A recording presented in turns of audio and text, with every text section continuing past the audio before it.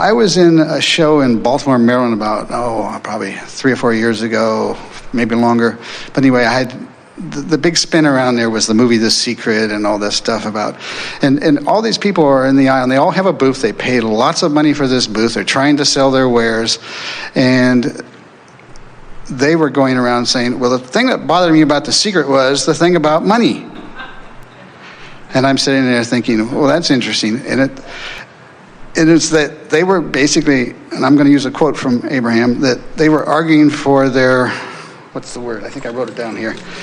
They were arguing for their own limitations, basically. So what they were saying was that, to me it sounded like they were saying it's really bad to be making money off of this film or off of this idea or whatever it is that Abraham and a lot of other people who have been out there giving to us, this idea that we can actually be happy and make money doing and still be happy making money, and we don't have to feel guilty about making money, because there seemed to be this whole guilt thing around making money. Then The Secret didn't tell them the secret. Apparently not. Still withholding the secret. Right. So, well, we know that, but yeah. Well, what we're getting at is, how do you know? Well, everything, the words that were written there are accurate words. Right. In other words, it's not that the manuscript itself was so lacking. It's that the person receiving is receiving through the lens of their own expectation. And so if you have been trained to believe that money is inappropriate, and then you live life and want some, now there's a lot of split energy going on. I want this thing that is inappropriate.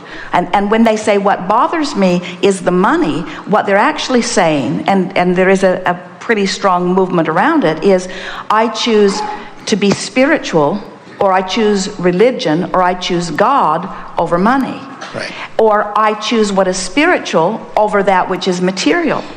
And we're wanting to help you to remember that you are spirit in material form. In other words, it's not either or. This manifestation that you see as a materialized world is evidence of your alignment with that which is spirit, you see. And so if someone believes that money is bad and they want to be good, then they're holding themselves in discord. If somebody believes that money is bad and they don't mind being bad, then they get plenty of money. It's an interesting thing. And then people who want to be good say, see, that's what I said was wrong with money. Look at all those bad people who have money. I don't want to be one of those bad people who has money. And they can't hear us when we say, then be a good person who has money. Right. Be a happy person who has money. Be a successful person. Success is alignment, you see. So that's why we try to break it down in a way that makes more sense if you are patient enough to, when you're outside the vortex, to listen until you get in, that through life, when you don't have enough money, you want more money. When you don't have enough clarity, you want more clarity. When you're suffering, you want relief from that suffering. In other words, you've been building this escrow, and the larger part of you has become the vibrational equivalent of it. And the reason that you feel any negative emotion is not because you're depriving yourself of the money that you want, or you're depriving yourself of the clarity that you want, or you're depriving yourself of the love relationship you want. The reason that you feel negative emotion is because you're depriving yourself of the alignment that must be in order to feel all that you are. That's why it's so misunderstood when we say it's about emotion, it's about the way you feel. Then people say, well, that's too simplistic. And we say,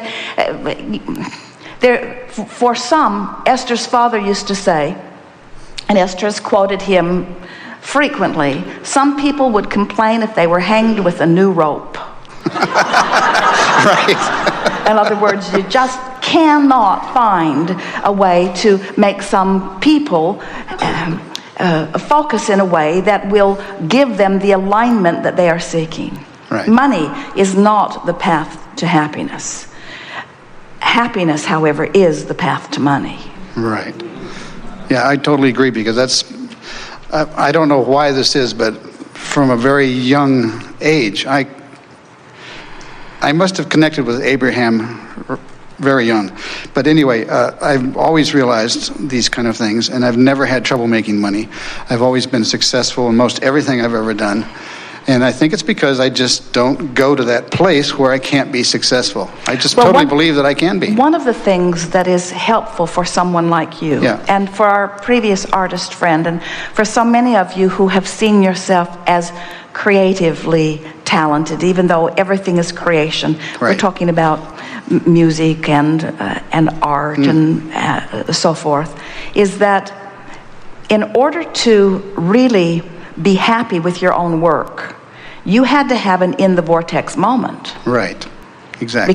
Because you just can't, you don't create work that pleases you from outside the vortex. So often your quest for that kind of success, it's like someone writing a song and trying, and then all of a sudden they're in the vortex, although they don't use that terminology, and the words just flow so easily to them. And so they're always waiting for that moment, not realizing that they could conjure that moment by getting into the vortex and then applying their attention to whatever the object is that they're wanting to create.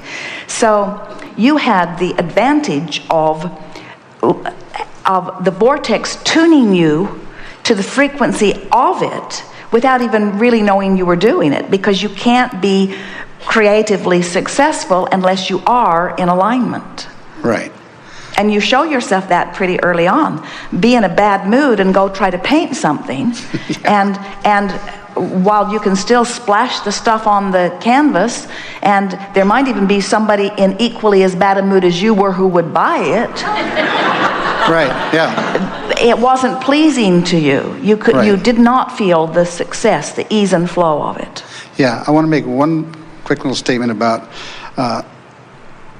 success. It's right now in this world we seem to be living in, it's like there's all this negativity around,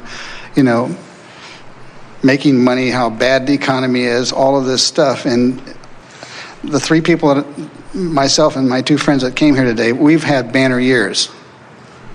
So there's really no truth to any of that stuff that's out there. I don't think, anyway. It's an interesting thing. Yeah. The confusion. We started today by talking about how easy it is to get scrambled in ideas or content or philosophies or opinions, because there are so many people offering so many dissenting opinions about so many things. But let's just talk about the basics of economics. When someone says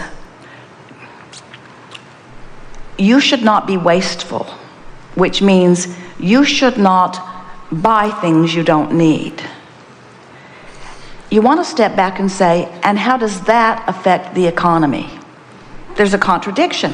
Right. Because they want to grow the economy, they just don't want you to waste things. And they can't have it both ways. In other words, are you supposed to buy it or are you not supposed to buy it? And who gets to decide what waste is? How limited a life experience do you have to live before you are not wasteful? And so if you're following the philosophy of not being wasteful, you're looking every day for ways to spend less money, which means you are contributing less and less and less to the economy. Yes? Absolutely. So what happens is, and there are hundreds of things like that, where people are just, there was a delightful man years ago who was a carpenter of beautiful closets. And he sat in the hot seat and presented to us his disgust at these excessive people who would spend with him $100,000 on a closet. Closet. Right, exactly. Yeah. Even though it was his livelihood, he still disapproved of it. Right. And so what happens is, this is what we meant as we began here today, that when you're trying to decide how to behave by seeing how other humans respond to your behavior, you just must be driving yourself nuts, because if you spend something, even though you didn't need it, those who sold it to you will applaud, but those who believe that you have wasted it because you have deprived someone else of it will not. And we say, they are so missing the laws of the universe that this is the fundamental thing that they have forgotten. As you are here as manifested versions of this source energy, and as you explore the variety, the contrast, the variety, and you come to your personal conclusions about what you would like, the universe expands to accommodate that vibrational request in the moment that you gave birth to it. So in your prodding at a problem, the solution comes forward. In your prodding at a question, the answer comes forward. So the economics are expanding because of the plight of those who are suffering. Any of you, no matter how big or how small, when you know what you don't want, you know what you do want, and the vibrational economy expands. But almost no one understands what a vibrational economy is, because they're measuring what is by manifested standards and squabbling over the what isness of it. Now we're really onto something. Stay with us, because this will take you into a whole new place relative to money.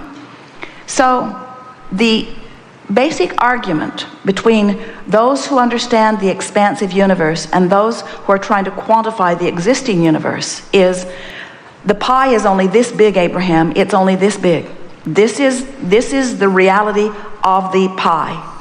And when we divide it up, if that guy takes a lot, then the rest will be left with less. Isn't that just a natural law of physics, they would say? And we would have to agree.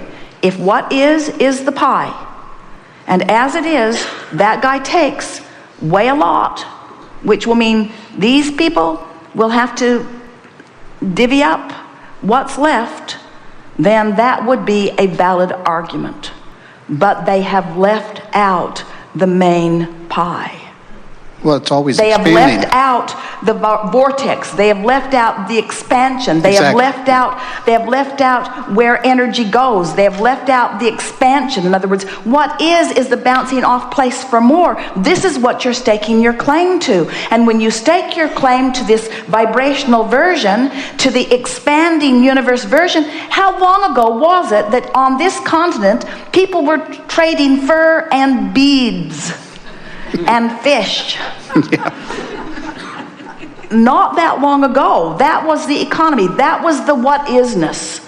That was the what isness. But it didn't stay there, because that life experience caused a desire for more and more and more. And the universe is expanding from the vibrational version, which is infinite. So those are the two philosophies that are clashing. There's the realism of what is and trying to define who should get it. And over and over again, government keeps looking at what is and dividing it all up and splitting it out, doing their best to make it equal. If they could take everything that existed, all your property, all your money, all your possessions, and divide them up among you, in 10 years, most of it would have moved back to the way it was before, because it is a vibrational attraction. But it's not just the dividing up of what exists and it moving back. It's that this vortex will fill in for those who are a vibrational match to it. Are you with us? Stay further. So a man said to us one day, Abraham, I've lost my fortune.